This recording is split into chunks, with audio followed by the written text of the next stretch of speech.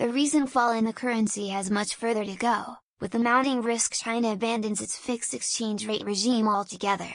It might seem odd that the yuan has been weakening against the dollar while China's trade surplus has been ballooning.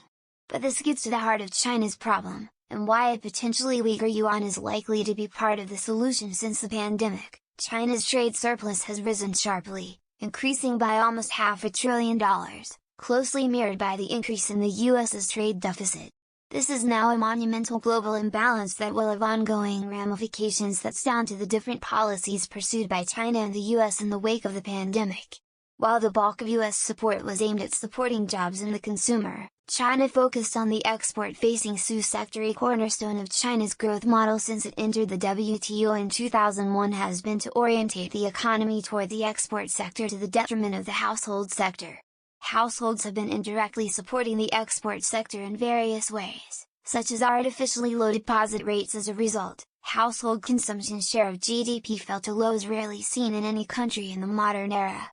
The share had started to increase, but since the pandemic it has been falling again. While globalization was still on the march and wages in China remained highly competitive, gains to the export sector outweighed losses to the household sector and, with the help of debt, GDP growth stayed strong. But now the household sector is being repressed on three fronts: financially, through transfers to the SU sector; socially, through COVID lockdowns; and residentially, through a plunge in property prices, imperiling debt values along the way. The fallout is now outweighing the gains in the export sector, leading to weaker GDP.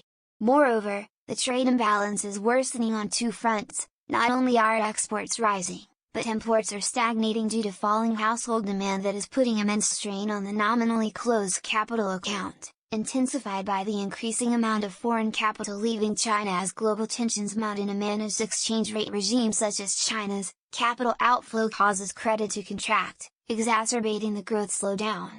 An easy lever to reduce some of this pressure is to allow the currency to weaken. That is what China has been doing, allowing the yuan's dollar fixing to rise. It's been fairly stable against the CFA's FX basket, and cutting key lending rates. Thus the size of China's trade surplus now betrays the extent of the economy's weakness, not its strength, and that's why more yuan weakening is on the way. But slowing growth is exposing an even bigger weakness: the heavy debt burden.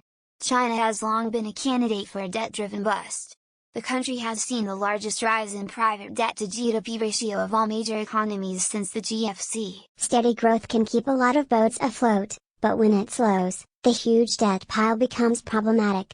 Russell Napier of Orlock Advisors argues that China is at risk of falling into a debt trap. I would agree.